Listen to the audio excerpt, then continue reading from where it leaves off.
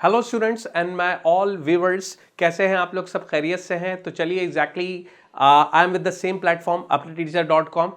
Exactly जो हम शुरू कर चुके थे फर्स्ट ईयर फिजिक्स के अंदर चैप्टर नंबर 2 जिसका नाम है स्केलर्स एंड वेक्टर। और अब ये चैप्टर जो है हमारा कंप्लीटली इख्तिताम की तरफ है, कंप्लीटली ख़त्म होने वाला है। उसके लास्ट एक आध टॉपिक जो हमें करने के लिए रह गए हैं वो इंशाल्लाह हम कर लेते हैं। अब जो आज की क्लास में हम आज के इस लेक्चर में आज के इस वीडियो सेशन के अंदर जो हम डिस्कस करने वाले हैं वो टॉपिक हमारा इंतहाई इंपॉर्टेंट टॉपिक है। और वो टॉपिक क्या होगा, देखिए टॉपिक जो हम आज की क्लास आज के इस सेशन में डिस्कस करेंगे वो होगा बेटा कि प्रूव करना होगा हमें, prove that vector product does not obey commutative law. ठीक है, कॉम्यूटेटिव।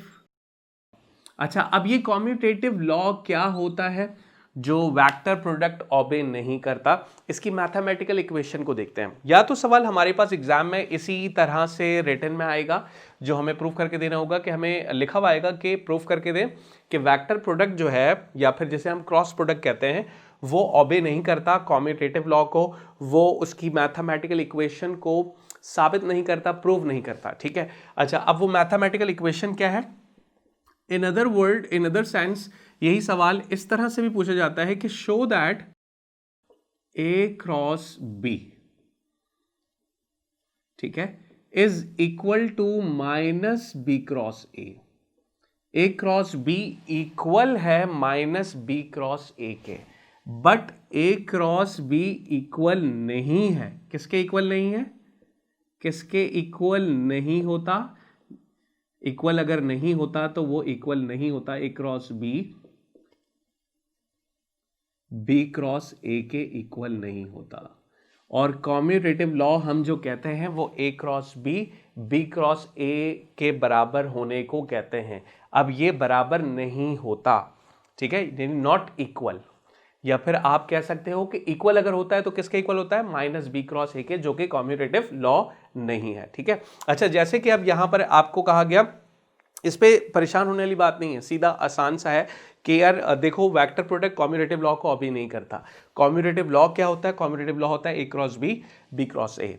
अगर ये बराबर होता तो ये ओबे करता, जबकि ये बराबर नहीं होता। हमें यही साबित करके देना है कि ये बराबर नहीं है। अब कैसे साबित करेंगे एग्जैक्टली, क्योंकि एक डेरिवेशन है तो हम स्टार्ट में बिल्कुल हेडिंग डाल देते हैं प्रूफ की। ठीक है, हम हेडिंग डाल देते हैं प्रूफ की, या फिर आप लोग चाहें तो डेरिवेशन की हेडिंग डाल सकते हैं। तो चलिए शुरू करते हैं। हम एग्जैक्टली जिन दो वेक्टर्स की बात कर रहे हैं, यहां पर दो ही वेक्टर आपको दिख रहे हैं, ए और बी। तो हम ये दो वेक्टर्स पहले कंसीडर कर लेते हैं। कंसीडर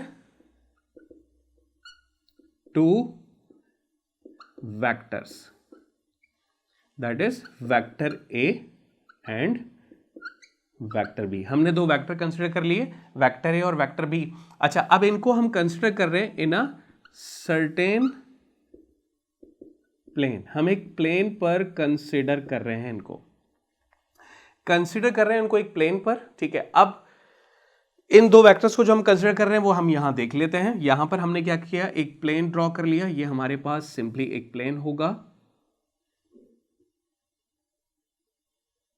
ठीक है, अच्छा उम्मीद है कि सही बनी होगी, नो प्रॉब्लम। अगर थोड़ा बहुत फर्क हो भी तो प्लीज एडजस्ट करें, राइट। तो ये हमारे पास सिंपली एक सरफेस है। अब इस सरफेस पर हमने क्या किया, दो वेक्टर्स कंसीडर कर लिए। एक हमने ले लिया वेक्टर ए, तो ये आपके पास है वेक्टर ए। दूसरा हमने कंसीडर कर लिया वेक्टर बी, तो ये हमारे पास मौजूद है वेक्टर बी। अब जहां पर ये दोनों वेक्टर यानी दोनों वेक्टर्स की टेल जो है कॉन्साइड कर रही है, इस पॉइंट पर हमने कोऑर्डिनेट एक्सिस ड्रॉ कर लिया, तो ये हमारे पास कोऑर्डिनेट एक्सिस हो गया। ठीक है, अब कोऑर्डिनेट एक्सिस क्या होता है?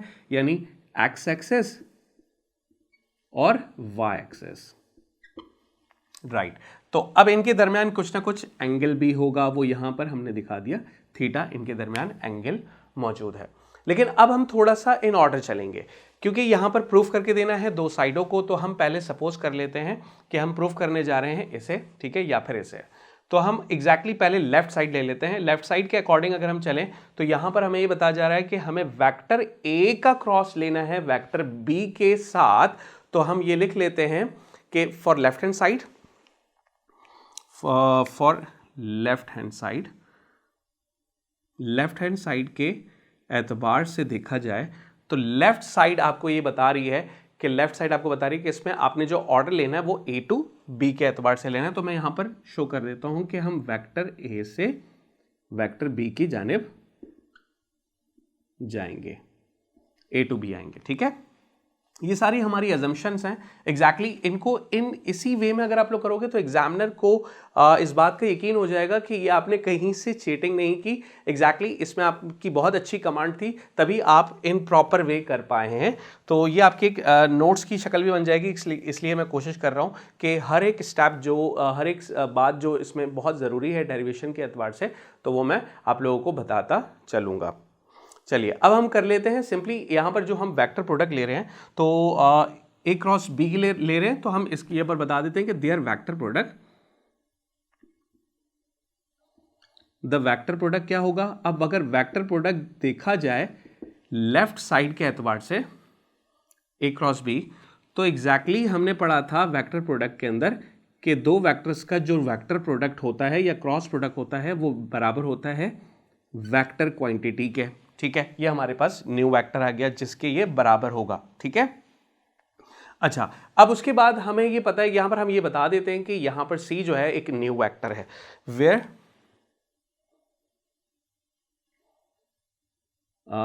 वेक्टर सी लिख लें, vector C is a new vector.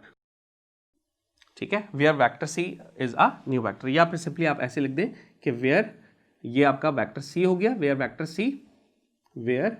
सी हम इसको ऐसे कर लेते हैं, where vector C is a new vector. ये हमारे पास वेक्टर सी जो है वो सिंपली एक न्यू वेक्टर है। अब इसका मैग्नीट्यूड क्या होगा, एंड इट्स मैग्नीट्यूड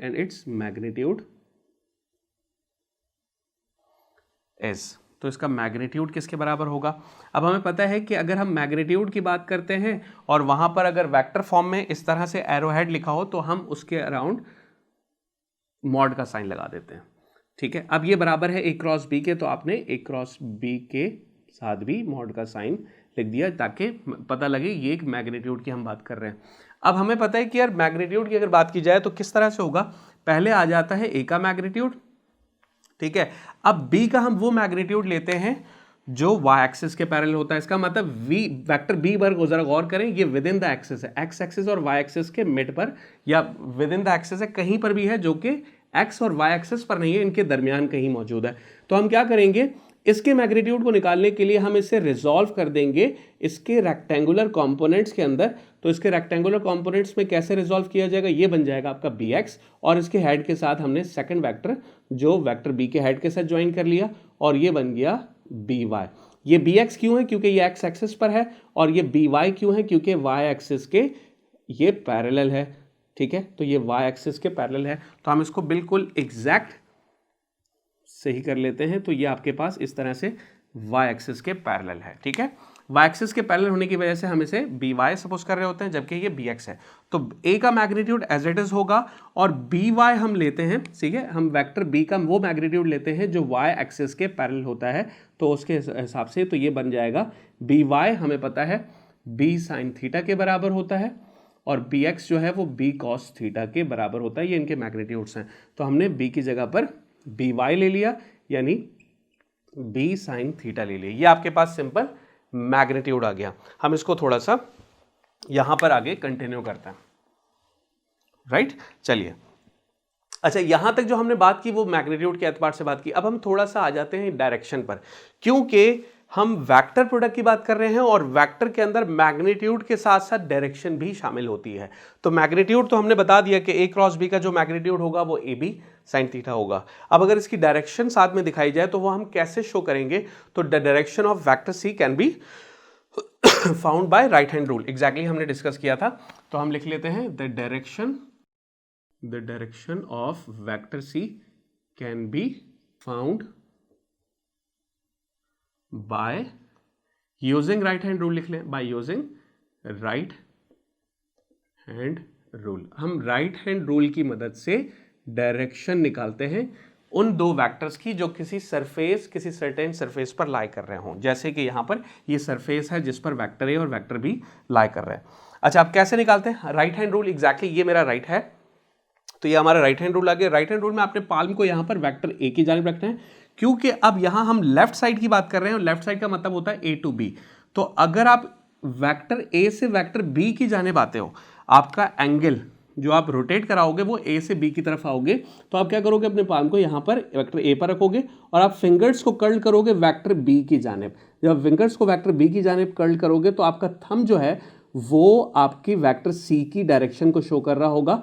तो ये आपको आउटवर्ड दिख रहा है, यानी बाहर दिख रहा है। अब बाहर को हम कैसे दिखाएंगे, यहां पर इस तरह से, यानी इस सरफेस के अगर कोई वेक्टर बाहर है तो वो आप यहां दिखाओगे तो वेक्टर सी आपका यहां हो जाएगा और वेक्टर सी परपेंडिकुलर होगा उस सरफेस के जिस सरफेस पर वेक्टर ए और वेक्टर बी मौजूद हैं।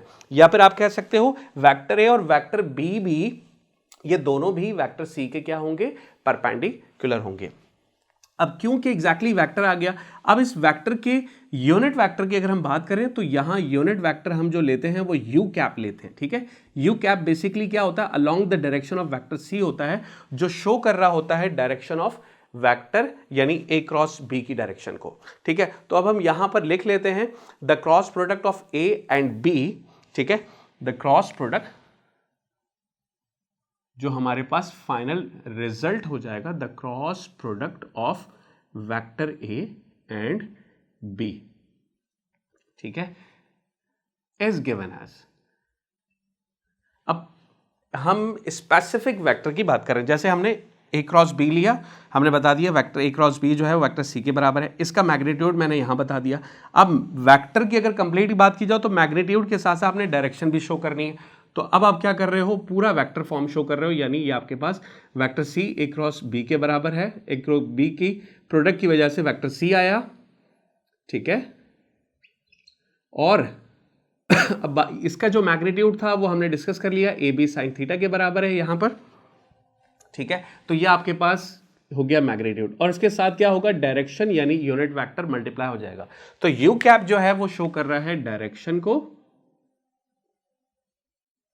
और ये है आपके पास मैग्नीट्यूड। ठीक है, तो मैग्नीट्यूड प्लस डायरेक्शन ये दोनों का सम बन जाता है वेक्टर, ये होता है कंप्लीट आपके पास वेक्टर। तो हमने लेफ्ट साइड को सॉल्व किया और एट द एंड हम जो लेकर आ गए वो आ गए इक्वेशन नंबर 1 के बराबर। तो हमने देखा ए क्रॉस बी जो है वो बराबर हो चुका है A B sine theta U cap के बराबर, यानी U cap means direction of A cross B, right. अच्छा, अब हम राइट साइड के अकॉर्डिंग चलते हैं, यानी बी क्रॉस ए के एतबार से अगर हम चलें, ये तो हम देखेंगे कि माइनस आता है कि नहीं आता, पर हमने यहां पर ये देखना है कि अब हम बी से ए की जानिब आएंगे। तो अब अगर बी से आप ए की जानिब आते हैं तो पहले हम हेडिंग डाल देते हैं फॉर राइट हैंड साइड। ठीक है, राइट हैंड साइड। ठीक है, अब राइट हैंड साइड का मतलब क्या हुआ कि आप बी से ए की तरफ आओगे, तो यहां मैं नोट कर शो कर लेता हूं कि बी टू ए, हम vector B to vector A की जानिब आ रहे हैं। इसी डायग्राम को दोबारा से अगर हम यहां ड्रॉ कर लेते हैं तो ये आपके पास आ गई सिंपली, ये हमारे पास वेक्टर ए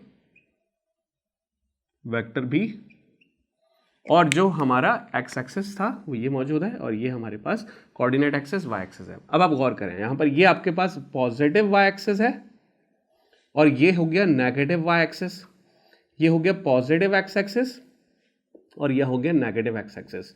अच्छा, अब आप लोग सोच रहे होंगे सर ने पहले तो नेगेटिव एक्स एक्सिस की बात नहीं की, सिंपली पॉजिटिव एक्स और वाई की बात की थी, यहां पर मैंने क्यों शो किया अभी समझ में आ जाएगा। देखें, अब यहां पर एग्जैक्टली हम जो रोटेशन कर रहे हैं वो बी टू ए की जानिब अगर आएंगे, अगर हम बी टू ए की जानिब आते हैं तो क्या होता है, बी क्रॉस ए की तरफ अगर हम जाएं तो अब राइट हैंड रूल की मदद से मैं कैसे बताऊंगा कि अब आप पाल्म अपना यहां पर रख लोगे बी की तरफ और बी से आप कर्ल करोगे फिंगर्स को ए की जानिब, तो आपका थंब जो है वो इनवर्ड जाएगा। अब इनवर्ड आप कैसे दिखाओगे, अब आप नीचे दिखा दोगे। ठीक है, तो यहां पर मैं इसको थोड़ा सा डिस्टिंग्विश करने के लिए इसको मैंने ले लिया वेक्टर डी, और वेक्टर डी की जो डायरेक्शन शो कर रहा है यूनिट वेक्टर वो मैंने यहां दिखा दिया कि वो आपके पास माइनस यू कैप होगा, क्योंकि ये नेगेटिव वाई एक्सिस पर है तो इसलिए माइनस में है। ठीक है, इनवर्ड है।